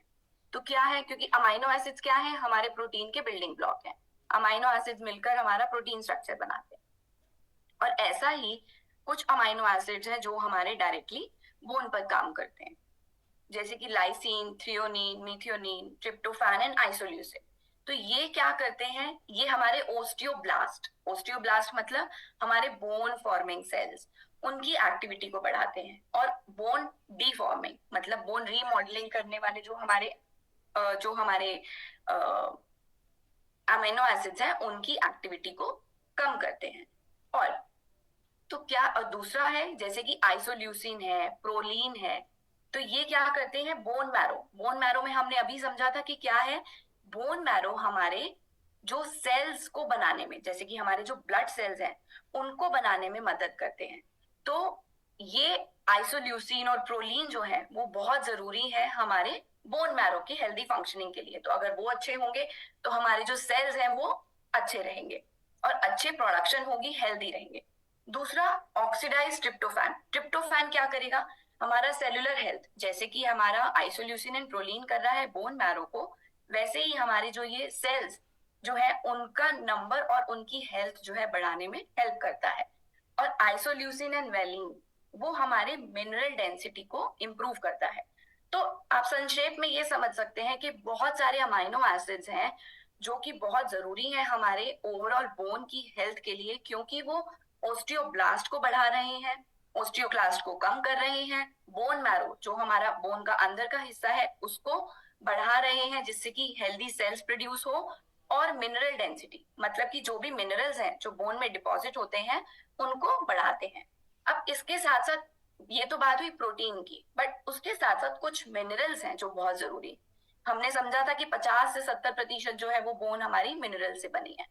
तो लगभग जो हमारी बॉडी का 99% जो हमारा कैल्शियम है वो बोन में जाके डिपॉजिट होता है, और ये हमारे बोन के फॉर्मेशन में भी हेल्प करता है। तो इसको अब ये मिल कहाँ से सकता है आपको, या तो आप मिल्क से ले सकते हैं, चीज है, योगर्ट है, दही है, या सब्जियां जैसे कि ब्रोकली है या ग्रीन लीफी वेजिटेबल्स हैं, इनमें कैल्शियम बहुत होता है तो आप यहाँ से ले सकते हैं। अब बात करें मैग्नीशियम, जैसे कि कैल्शियम जरूरी है मैग्नीशियम भी उतना ही जरूरी है। हमारा जो 60% बॉडी का मैग्नीशियम है वो हमारे बोन्स में ही होता है, और ये हमारे विटामिन डी को एक्टिव फॉर्म में कन्वर्ट करने में हेल्प करता है। इसके साथ साथ जो हमारी बोन की मिनरल डेंसिटी है उसको भी इंप्रूव करने में हेल्प करता है। तो अगर आपको मैग्नीशियम लेना है तो आप कैसे ले सकते हैं? आप नट्स, सीड्स या होल ग्रेन्स, लीफी वेजिटेबल्स, दालें, ये सब खा सकते हैं जिससे कि आपकी बॉडी में मैग्नीशियम रहे। इसके साथ साथ एक इम्पॉर्टेंट विटामिन है जो कि है विटामिन डी। अब विटामिन डी जो है, कैल्शियम हमारी बोन में है, पर बोन के अंदर कैल्शियम एब्जॉर्ब हो और उसकी मिनरल डेंसिटी बराबर रहे, उसके लिए विटामिन डी बहुत जरूरी है और ये बोन के ग्रोथ में और उसके रीमॉडलिंग में भी हेल्प करता है। अब विटामिन डी जो है उसके साथ साथ एक हमारा विटामिन K2 होता है, वो भी बहुत जरूरी है। अब वो क्या करता है, जैसे विटामिन डी उसके एब्जॉर्प्शन में हेल्प करता है कैल्शियम के, तो विटामिन K2 ये इंश्योर करता है कि हमारा जो कैल्शियम है वो बोन में ही जाकर डिपॉजिट हो, हमारे वेन्स में ना हो, क्योंकि अगर वेन्स में डिपॉजिट होगा तो हमारे आर्टरीज, वेन्स जो है वो क्लॉग हो सकती हैं, ब्लॉक हो सकती हैं। तो ये इंश्योर करता है कि हमारा जो कैल्शियम है वो सही जगह पर जाकर डिपॉजिट हो, जिससे कि हमारा कैल्शियम का जो बैलेंस है बोन में वो मेंटेन रहे। अब विटामिन डी और K2 जो है मेजरली आपको एग से मिल सकता है या फिश जैसे कि साल्मन है, सार्डीन, मैकरल, इनसे मिल सकता है। और विटामिन डी जो है हमारी बॉडी में सिंथेसाइज होता है अगर हम सन के एक्सपोजर में जाते हैं उससे भी। अब ये बात हुई मेन मिनरल्स की। इसके साथ साथ हमारे कुछ ट्रेस मिनरल्स हैं जो कि बहुत जरूरी हैं, जैसे कि है कैल्शियम एंड फास्फोरस। तो ये क्या करते हैं, हमने समझ लिया है कि बोन का बाहर का हिस्सा कैल्शियम फास्फोरस से बना है, तो बोन की रिजिडिटी में हेल्प करेंगे, बोन के मिनरल बैलेंस में। अब मैग्नीशियम क्या करेगा, मैग्नीशियम विटामिन डी को एक्टिव फॉर्म में कन्वर्ट करेगा, उसके साथ साथ बोन के रीमॉडलिंग में भी हेल्प करेगा। और यही हम बात करें जिंक की, तो जिंक जो है वो क्या करता है, बोन के रीजेनरेशन में हेल्प करता है, मतलब ओस्टियोब्लास्ट की एक्टिविटी में हेल्प करता है। और मैंगनीज, मैंगनीज भी उतना ही जरूरी है। क्यों? क्योंकि ये हमारा जो कार्टिलेज है, मतलब कि जो हमारा प्रोटीन स्ट्रक्चर है, उसके फॉर्मेशन में हेल्प करता है। और उसके बोन, अब वो कार्टिलेज अच्छा होगा तो आपका बोन हेल्थ अच्छा रहेगा। तो अब संक्षेप में अगर आप समझे तो आपको क्या क्या चाहिए बोन और जॉइंट हेल्थ की, बोन एंड अच्छे जॉइंट हेल्थ के लिए? आपको चाहिए कैल्शियम, आपको चाहिए मैग्नीशियम, आपको चाहिए विटामिन K2 सही जगह पर ले जाने के लिए, विटामिन डी कैल्शियम एब्सॉर्ब करने के लिए, ट्रेस मिनरल्स सेलुलर फंक्शन के लिए क्योंकि वो हमारा बोन की रीमॉडलिंग एंड रीजेनरेशन में हेल्प करेंगे, अमाइनो एसिड्स क्यों, क्योंकि वो हमारा प्रोटीन स्ट्रक्चर बनाने में हेल्प करेंगे, कार्टिलेजेस, और कोलाजन जो हमने कार्टिलेज बात करी, कार्टिलेज बनने के लिए ग्लूकोसामीन भी बहुत जरूरी है, और जॉइंट्स में इन्फ्लेमेशन कम करने के लिए फाइटोन्यूट्रिएंट्स जैसे कि बॉसविलिया। तो ये सभी कंपोनेंट्स हैं जो हमारे बोन एंड जॉइंट हेल्थ के लिए चाहिए। तो बट लेकिन सवाल ये है कि क्या हमें ये सही न्यूट्रिएंट्स मिल रहे हैं? क्या हमें सभी न्यूट्रिएंट्स हमारी डाइट के थ्रू मिलते हैं? नहीं, क्योंकि स्टैटिस्टिक्स कहता है कि 10 में से 8 लोग जो है वो हमारे इंडिया में प्रोटीन डेफिशिएंट है, और 9 लोगों को तो 10 में से 9 लोगों को ये भी नहीं पता है कि उनको कितना प्रोटीन डेली बेसिस पे लेना चाहिए। और यही हम बात करें माइक्रो न्यूट्रिएंट्स की, तो 10 में से 8 लोग जो है वो माइक्रो न्यूट्रिएंट डेफिशिएंट है, मतलब कि हमें सही मात्रा में पोषण नहीं मिल रहा है। 4 में से 3 लोग ऐसे हैं जिनको विटामिन डी की डेफिशिएंसी, और 2 में से 1 ऐसा मिलेगा जिसमें कैल्शियम की डेफिशिएंसी है। और ये अगर हम स्टैटिस्टिक्स देखें इंडियन विमेन में, तो इंडियन विमेन में पर्टिकुलरली देखा गया है कि 70 से 90% महिलाएं जो हैं उनमें विटामिन डी की कमी है, और 40% तक महिलाओं में कैल्शियम की कमी पाई गई है। तो ये जो है स्टैटिस्टिक्स कहता है कि हमें सही न्यूट्रिशन नहीं मिल रहा है। तो क्या कारण है? कि एक तो हमारा बहुत बिजी स्केड्यूल है, हम समय नहीं दे पा रहे हैं, हमारे पास समय है ही नहीं कि हम अपने डाइट पर ध्यान दें, या हमें पता ही नहीं है, अवेयरनेस नहीं है कि हमें क्या लेना चाहिए, कितनी मात्रा में लेना चाहिए। पर अगर हमें पता भी है तो हमें वो पोषण उतना मिल नहीं रहा है, हमारे फूड सोर्सेज जो है उनमें न्यूट्रिशन की उतनी कमी है कि हमें जो बॉडी को रिक्वायरमेंट है वो पूरी नहीं हो पा रही है। या अब हमें 4 से 5 सर्विंग्स लेने चाहिए फ्रूट्स या वेजिटेबल्स के, जिससे कि हमें सफिशिएंट माइक्रो न्यूट्रिएंट मिले। हमें अपने बॉडी वेट के हिसाब से प्रोटीन कंज्यूम करना चाहिए जिससे कि हमारी प्रोटीन डेफिशिएंसी ना हो, पर वो हम नहीं करते हैं। पर अगर कुछ लोग ध्यान रखते भी हैं तो हमारे कुकिंग हैबिट्स ऐसे होते हैं कि उसमें काफी हद तक हमारे माइक्रो न्यूट्रिएंट्स जो है वो खराब हो जाते हैं, लॉस हो जाते हैं। तो उससे क्या होता है कि हमें सही न्यूट्रिशन नहीं मिल पा रहा है। तो अब लेकिन हमें ये न्यूट्रिशन लेने की जरूरत क्यों है? हमें ये पता चला कि हमें ये सब, हमें ग्लूकोसामिन लेना है, विटामिन डी लेना है, बॉसविलिया होना चाहिए, कैल्शियम मैग्नीशियम होना चाहिए, पर अब अगर हम ये डाइट से नहीं मिल पा रहा है तो हम क्या करेंगे? इसको सप्लीमेंट्स के थ्रू लेंगे, क्योंकि सप्लीमेंट जो है, जो भी हमारी बॉडी में कमी है उसको हम पूरा कर सकते हैं। पर लेकिन अब किस समय पर लें, ये एक सबसे कॉमन सवाल होता है।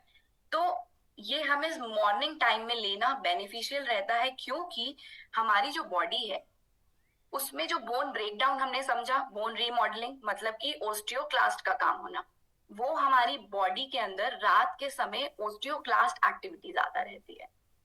और हम जब फास्टिंग स्टेट में होते हैं, क्योंकि हम कुछ खाते नहीं है, तो हमारी बोन जो है वो भी अपना रीमॉडलिंग करना स्टार्ट करती है। और हार्मोन्स जो है हमारे, ग्लूकोकॉर्टिकॉइड हार्मोन होता है जो कि हमारा इन दोनों को, ओस्टियोक्लास्ट और ओस्टियोब्लास्ट की एक्टिविटी को बैलेंस करता है। तो ये भी हमारा नाइट टाइम पे एक्टिविटी जो है वो स्टार्ट होती है। और ओस्टियोक्लास्ट मतलब बोन रीमॉडलिंग हमारा रात के समय होता है, और जो बोन फॉर्मेशन होता है मतलब ओस्टियोब्लास्ट की जो एक्टिविटी होती है वो दिन के समय होती है। तो हमारी बॉडी क्लॉक इस तरीके से काम करती है। तो इसलिए जब हमारी रीमॉडलिंग हुई है रात में, तो अब बोन जनरेशन होना है मॉर्निंग में। तो जब आपको बिल्डिंग बनानी है तो उसी समय आपको रॉ मटेरियल्स चाहिए होंगे। तो जब आपकी बिल्डिंग बन रही है, मतलब जब आपकी बोन बन रही है, तो उसी समय पर आपके पास प्रोटीन, कैल्शियम, मैग्नीशियम, ये सभी आपके जो एक्टिव्स हैं, जो न्यूट्रिएंट्स जो आपको चाहिए, ये आपकी बॉडी में पर्याप्त मात्रा में होने चाहिए। तो इसलिए मॉर्निंग टाइम जो है, that is the right time to have these nutrients. अब कुछ न्यूट्रिएंट्स के साथ साथ, डाइट के साथ साथ कुछ चीजें हैं जो आपको ध्यान में रखनी चाहिए। जैसे कि आपका सेडेंटरी बिहेवियर नहीं होना चाहिए, बहुत लंबे समय तक बैठे नहीं, क्योंकि उससे आपके जॉइंट मूवमेंट में प्रॉब्लम होता है। आपको अल्कोहल, टबैको नहीं लेना चाहिए, कार्बोनेटेड ड्रिंक्स नहीं लेने चाहिए, क्योंकि वो एसिडिटी बनाते हैं और जिसकी वजह से आपका बोन डिजेनरेशन होता है। आपको एक्सेस में सॉल्ट इनटेक नहीं करना चाहिए। आपका एक्सेस वेट गेन नहीं होना चाहिए। क्यों? क्योंकि अगर एक्सेस वेट गेन होता है तो आपके बोन्स एंड जॉइंट्स पे बहुत ज्यादा वेट पड़ता है, जिसकी वजह से आपका बोन डिफॉर्म हो सकता है। तो अब क्या चीजें हैं जो आपको करनी चाहिए? आपको फिजिकल एक्टिविटी करनी चाहिए, आपको एक हेल्दी डाइट लेनी चाहिए जो पोषण से भरपूर हो, आपको प्रोटीन सही मात्रा में लेना चाहिए, आपको फ्रूट्स एंड वेजिटेबल्स लेने चाहिए, आपको धूप में भी जाना चाहिए क्योंकि वो आपके विटामिन डी को बनाने में मदद करेगा। और इसके साथ साथ आपको पर्याप्त नींद भी लेनी चाहिए, जिससे कि आपका हार्मोनल बैलेंस जो है वो सही रहे। अब इन्हीं सब टिप्स के साथ मैं बुलाना चाहूंगी मिस्टर कुमार चक्रवर्ती को, जो आपको लेकर जाएंगे उन प्रोडक्ट्स के थ्रू जो आपकी जो न्यूट्रिशन रिक्वायरमेंट्स है उनको पूरा कर सकते हैं। Kumar, over to you. Thank you doctor Nikita. Good morning everyone. तो आज जैसे डॉक्टर निकिता ने हम सभी को बोन एंड जॉइंट हेल्थ के बारे में बहुत सारी इंफॉर्मेशन दिया, आगे के सेक्शन में आज हम लोग देखेंगे कि कैसे हम लोग आप सबके लिए एक bone and joint health solution basket बहुत ही जल्दी प्रस्तुत करने वाले हैं। राइट नाउ आप अगर ये बास्केट को देखेंगे, इसमें हम लोगों ने 3 प्रोडक्ट को शामिल किया है। एक है हमारा all time favourite all plant protein powder 1 kg, उसके साथ आपको ये वाले बास्केट में मिलेगा कैलमैक डी प्लस K2 और हमारा ग्लूकोसामिन HCl विद बोसवेलिया। नाउ ये 3 प्रोडक्ट को हम लोगों ने ये बास्केट में क्यों डाला, इसका रैशनल क्या है, अभी तक आपको समझ में आ गया होगा, but we will discuss a little bit more on के ये सारे प्रोडक्ट का मेन क्या रोल है हमारे बॉडी के लिए। If you can go to the next slide doctor Nikita. Thank you. So first of all अगर आप देखेंगे Nutrilite all plant protein powder, what is the rational के ये प्रोडक्ट को हम लोगों ने क्यों डाला। हमारे बॉडी में अभी हम लोग सोच लीजिए कि 15 दिन में है ये सेशन में, लास्ट 14 डेज में से शायद 12 या 13 दिन हम लोगों ने प्रोटीन पे बातें किया है किसी ना किसी फॉर्म में। राइट क्यों किया है? बिकॉज आपके बॉडी में ऐसा कोई भी सेल नहीं है, ऐसा कोई भी ऑर्गन नहीं है, ऐसा कोई भी टिश्यू नहीं है जो प्रोटीन के बिना काम कर सकता है या फिर प्रोटीन के बिना बना है। सिमिलरली अगर हम लोग बोन्स के बारे में बात करें, bones is also not an exception. हमारे बोन में भी जैसे डॉक्टर निकिता ने आपको एक स्लाइड में अभी अभी दिखाया था कि आप अगर देखोगे 1/3 of the bone mass, right, हमारे बोन मास बनता है क्या चीज से? प्रोटीन से। वो प्रोटीन आपका कोलाजन प्रोटीन हो सकता है, नॉन कोलाजन प्रोटीन हो सकता है, लेकिन बनता तो प्रोटीन से ही। तो वो प्रोटीन एक मैट्रिक्स देता है, एक स्ट्रक्चर देता है आपके बोन में, जिसमें आपका बाकी मिनरल्स जैसे आपका कैल्शियम हो गया, फास्फोरस हो गया, ये सारी चीज रहता है। So that is why protein के बिना आपका बोन फॉर्मेशन कभी नहीं हो सकता।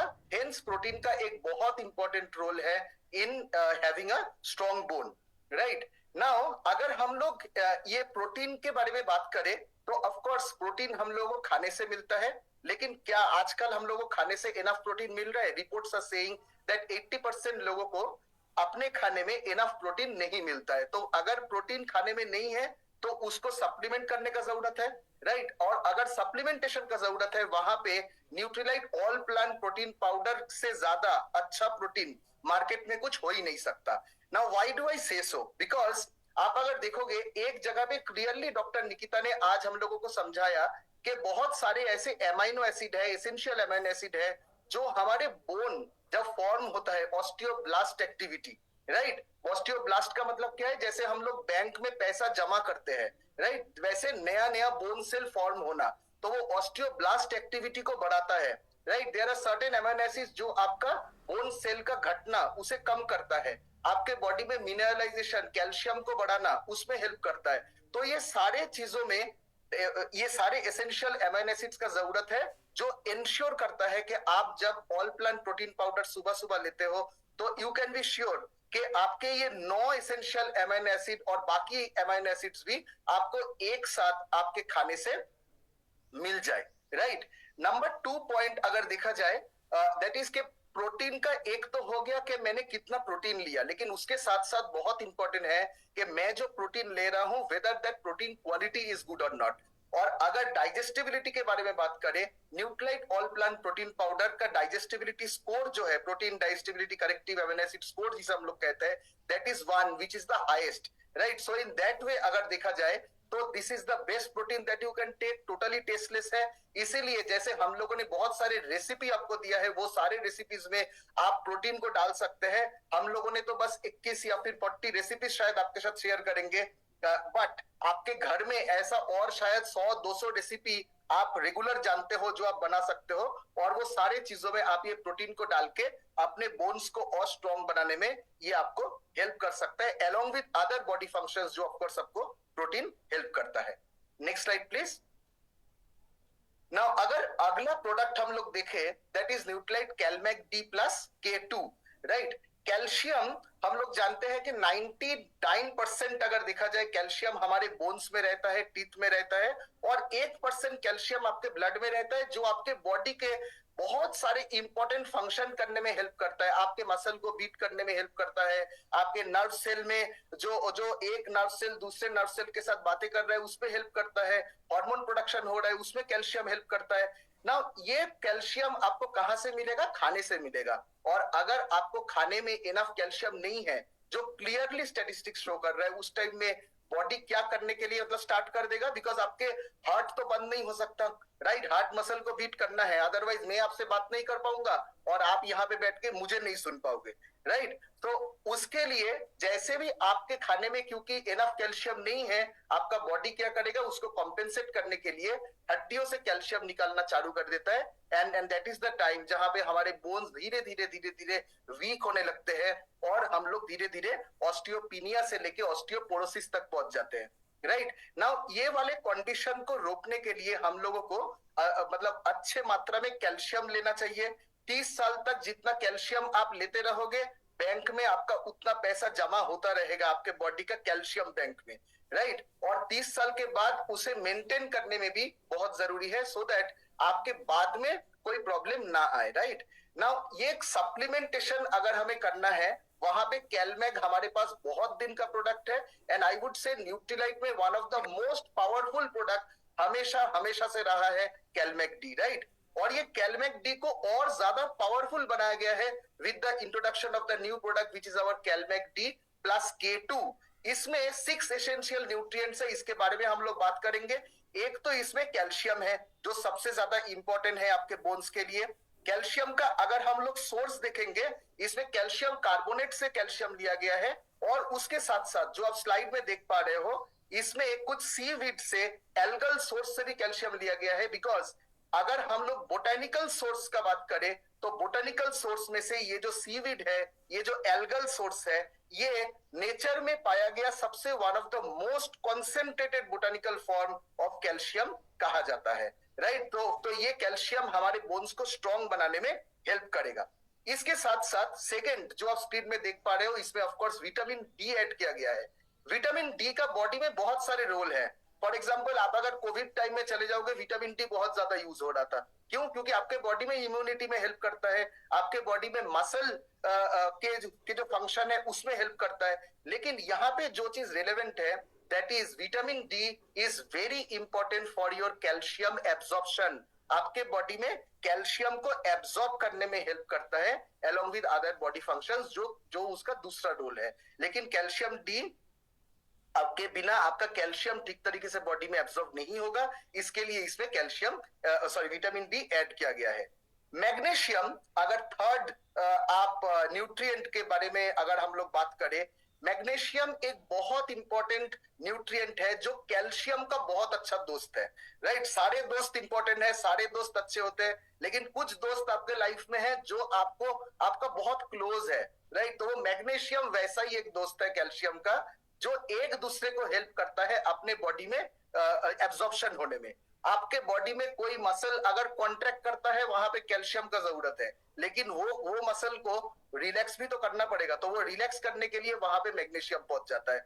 तो वो कैल्शियम मैग्नीशियम एक दूसरे को हेल्प करता है एब्जॉर्प्शन, मतलब in the helps in absorption.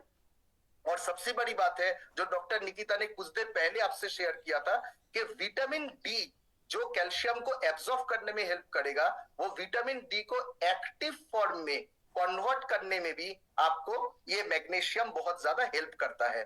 Zinc, अगर जिंक के बारे में बात किया जाए, जिंक एक ऐसा चीज है जो हमारे बॉडी में जो कोलाजन है, राइट, कोलाजन के बारे में भी आज हमने सुना।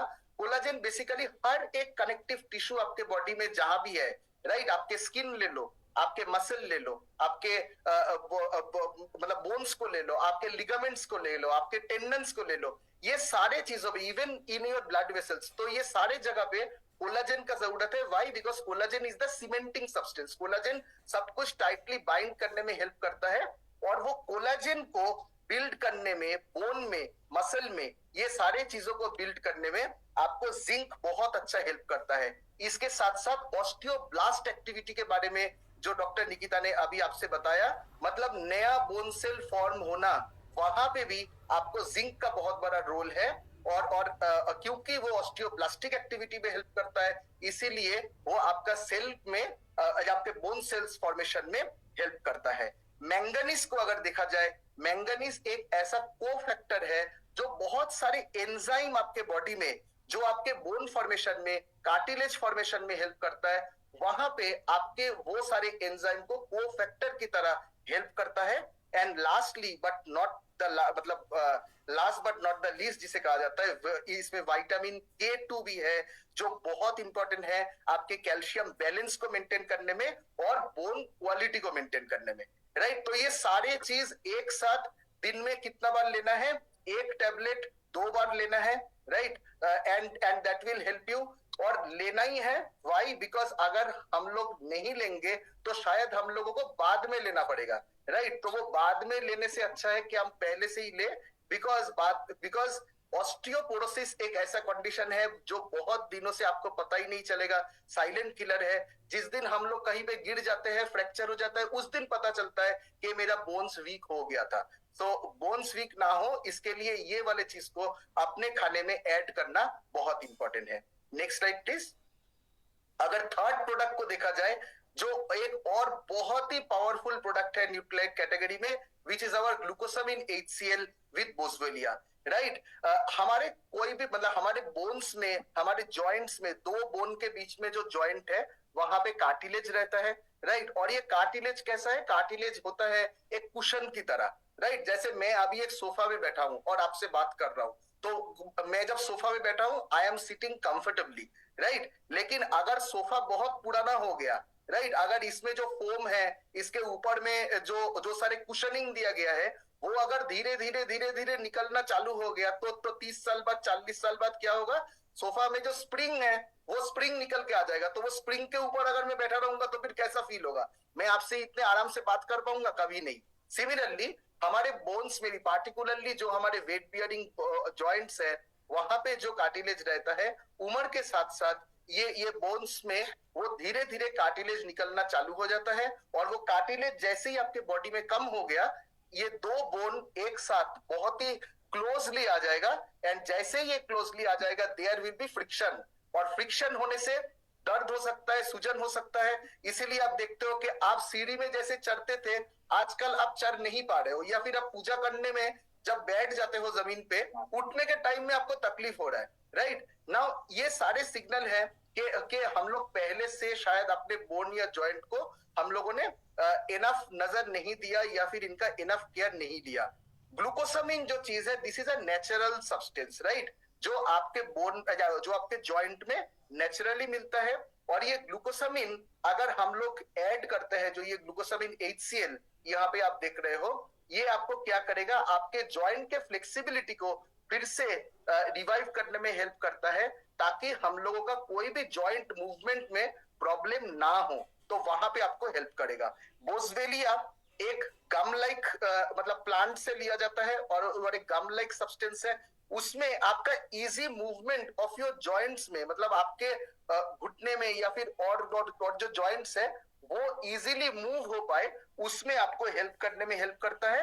और उसके साथ साथ एक स्लाइड पे डॉक्टर निकिता ने आपको दिखाया था, शायद आपको याद होगा, कि आपका कोई भी दर्द होना या फिर सूजन होना, ये सारी चीजों को भी ये बोसवेलिया रोकने में हेल्प करता है। इसमें ब्रोमेलिन भी है, जो एक नेचुरल एंजाइम होता है और जो हमारे कनेक्टिव टिश्यू को हेल्दी रखने में हेल्प करता है। तो ये ग्लूकोसामिन HCl विद बोसवेलिया जो है, ये भी 2 कैप्सूल 2 बार दिन में अगर हम लोग ऐड करेंगे, तो ये हमारे जॉइंट्स को और हेल्दी रखने में बहुत अच्छी तरीके से हेल्प कर सकता है। So with that, I will end my part over here and back to you, Dr. Nikita.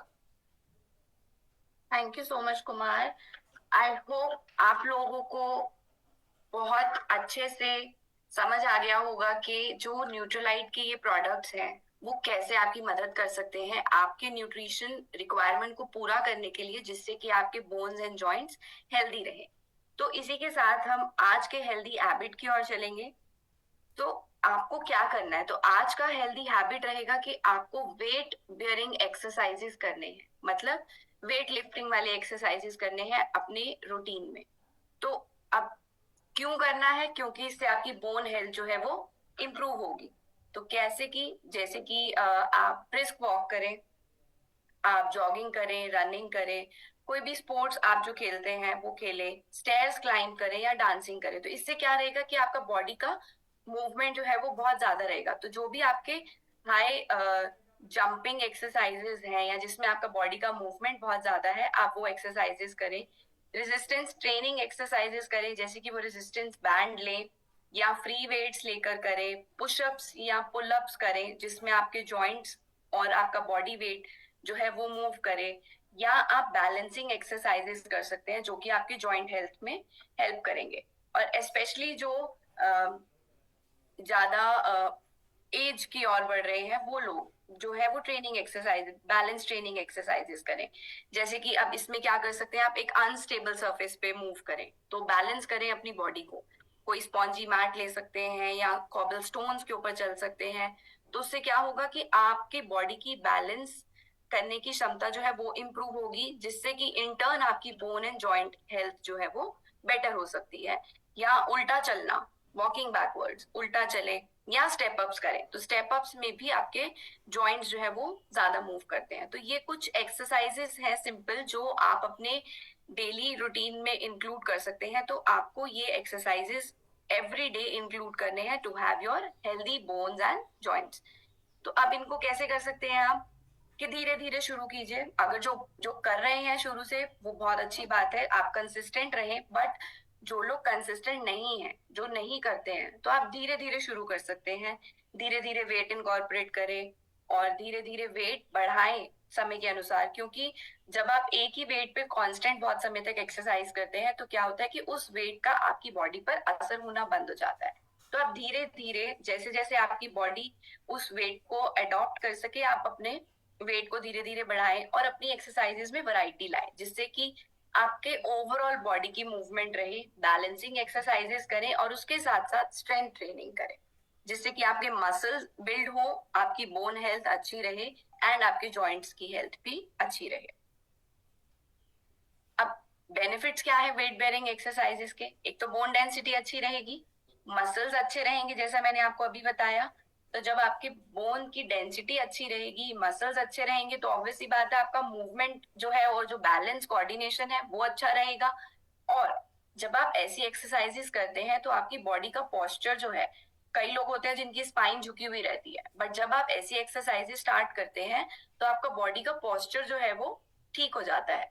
तो बॉडी का पोस्चर ठीक होता है, उसकी वजह से आपकी बोन का स्ट्रक्चर जो है वो अच्छा होने लगता है और इसके साथ साथ आपकी ओवरऑल जॉइंट हेल्थ जो है वो बेटर होती है और आप ओवरऑल फिटनेस की ओर बढ़ सकते हैं। तो ये ध्यान रखें कि आप अपना डाइट अच्छा लें, प्रोटीन रिच डाइट हो, माइक्रोन्यूट्रिएंट्स भरपूर हो, पर हालांकि वो पूरा नहीं हो पाता है, हम जितनी भी कोशिश करते हैं तो उसको हम पूरा करें हमारे सप्लीमेंट से और उसके साथ साथ ये हेल्दी हैबिट जो कि है एक्सरसाइज, उसको इंक्लूड करें। तो with this we will start our day with the shine mantra. That means we are going to start our day with gratitude and optimism. हम अपना दिन जो है एक पॉजिटिव सोच के साथ शुरू करेंगे, हम अपना डेली न्यूट्रिशन लेंगे और अपने दिन को शुरू करने के लिए क्लियर और पॉजिटिव इंटेंशन सेट करेंगे। एक कुछ नया सीखेंगे जैसा कि हमने आज सीखा है और हम डेली एक्सरसाइज करेंगे। तो और ये हमारा आज का हेल्दी हैबिट भी है कि हमें वेट बेयरिंग एक्सरसाइज को अपने रूटीन में अपनाना है। तो इसी के साथ चलो चलते हैं हमारे recipe and exercise of the day के लिए।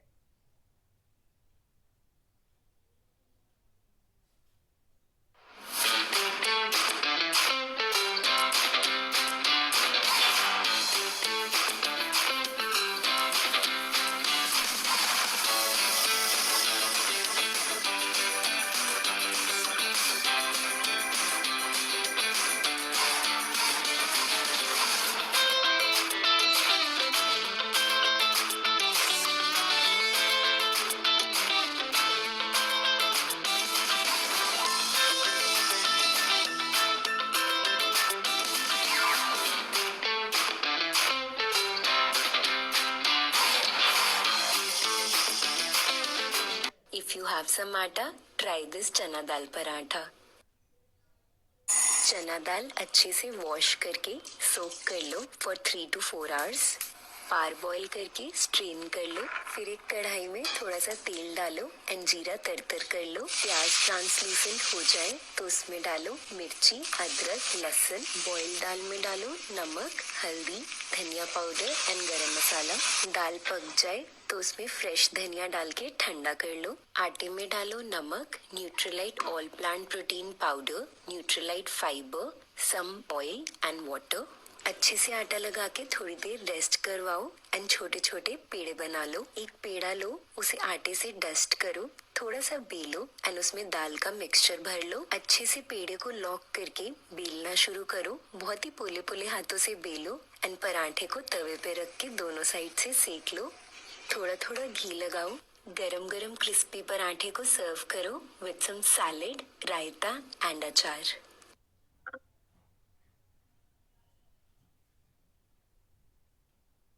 ये था हमारा बहुत ही हेल्दी बेवरेज जो कि है oat and strawberry smoothie and followed by chana dal paratha. तो आप इसको इसके न्यूट्रिशनल वैल्यू को बढ़ाने के लिए आप इसमें all plant protein and fibre add कर सकते हैं। चलिए चलते हैं आज के एक्सरसाइज सेशन के लिए। A very happy good morning everyone and yes आज हम करने वाले हैं लंजेस। ये बहुत ही अमेजिंग वर्कआउट है आपकी लोअर बॉडी स्ट्रेंथनिंग के लिए। इनफैक्ट ये वर्कआउट है ही नहीं, ये आपकी एक डेली मूवमेंट है जिसको हमने वर्कआउट बना दिया है। तो इस वर्कआउट को आज हम सीखेंगे और yes will also learn the modified version. लेकिन लंजेस का कोई एक मॉडिफाइड वर्जन है नहीं, ये एक बेसिक फॉर्म है। जिस तरह से आप सीढ़ियां चढ़ते हैं उतरते हैं वो एक लंज का ही फॉर्मेट है। फिर भी मैं आपको एक ट्रिक सिखाऊंगी जिससे आप स्टेबल हो सकते हैं और इसकी प्रैक्टिस कर सकते हैं। So let's get started with understanding the basic format of a lunge. In fact, जो lunge है ना, ये हमारी एक बेसिक मूवमेंट ही है। अगर हम उस मूवमेंट में थोड़ा और नीचे और थोड़ा और ऊपर चला जाए तो वो लंज का मूवमेंट बन जाता है। और जिस तरह से हम स्टेयर्स चढ़ते हैं ना, वो भी एक लंज का ही मूवमेंट है। तो अगेन इन इफेक्ट जो लंज वर्कआउट है ये आपकी डेली मूवमेंट का एक पार्ट ही है और लंजेस एज अ वर्कआउट करने से आपकी डेली मूवमेंट की इफेक्टिवनेस बढ़ जाएगी।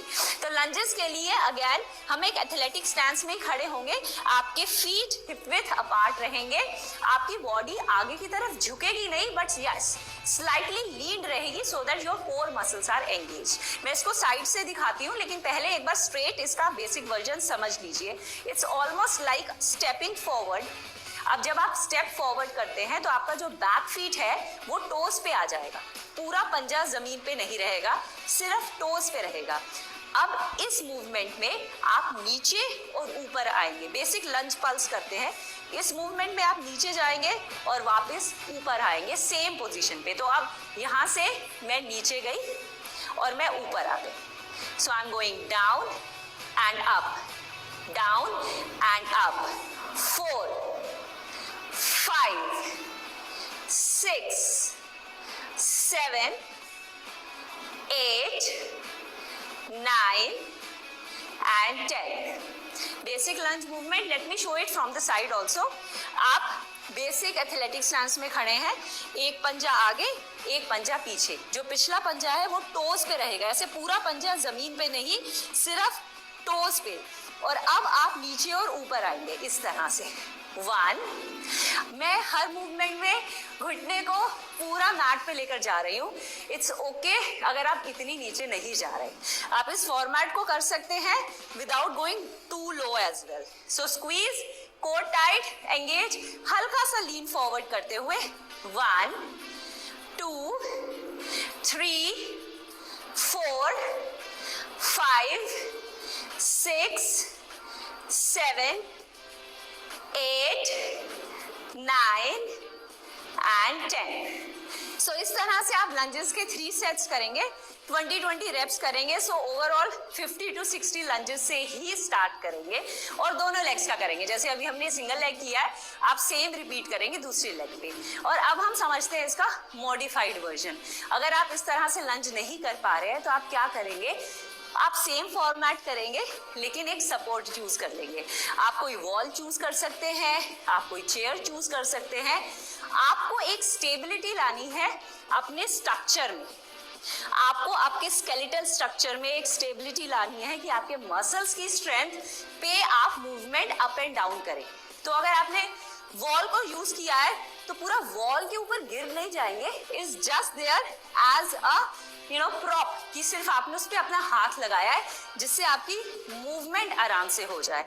तो मॉडिफाइड वर्जन के लिए आप लंज में ही रहेंगे और सपोज ये वॉल है मेरे साइड पे, तो मैंने अपने वॉल पे अपना हाथ रखा है, कोर को टाइट करके रखा है, स्क्वीज किया है और अब मैं वॉल की सपोर्ट से नीचे गई और ऊपर आई। ये बहुत ईज आउट कर देता है इस मूवमेंट को, बिकॉज अभी तक जो पूरा बैलेंस आप खुद बना रहे थे, अब वो बैलेंस आपके लिए एक सपोर्ट कर देती है। लेकिन स्ट्रेंथ आपकी लेग से ही आनी चाहिए, इस बात का आपको ध्यान रखना है। क्योंकि अगर आप स्टिल लंजेस कर रहे हैं, सपोर्ट के साथ कर रहे हैं, 50 to 60 भी कर रहे हैं, लेकिन स्ट्रेंथ अगर अपनी लेग से नहीं ले रहे हैं और पूरा सपोर्ट वॉल का ले रहे हैं तो वो बिल्ड नहीं होगा। There is a way of doing a workout in which you are actually straining your muscles, because that's the only way you teaching yourself to get better. तो इसमें हमें सही ढंग के वर्कआउट से भागना नहीं है, सीखना है। तो अगर आपको ऐसा लगता है कि 50 इज टू हाई और मैंने आपको बहुत ज्यादा रेप्स बता दिए तो कम कर लीजिए, 12 कर लीजिए, so which will be almost like 36, तो 36 रेप्स कर लीजिए, लेकिन do it in the correct format. I hope you really enjoyed doing lunges with me, and in fact lunges एक ऐसी मूवमेंट है जो आप डेली कर सकते हैं, लेकिन अगर आप इसको वर्कआउट के फॉर्मेट में अगर आप 150 या 200 कर रहे हैं तब आप इसको वीक में 3 बार ही करेंगे, because rest of the days your body need that recovery phase as well. Keep rocking.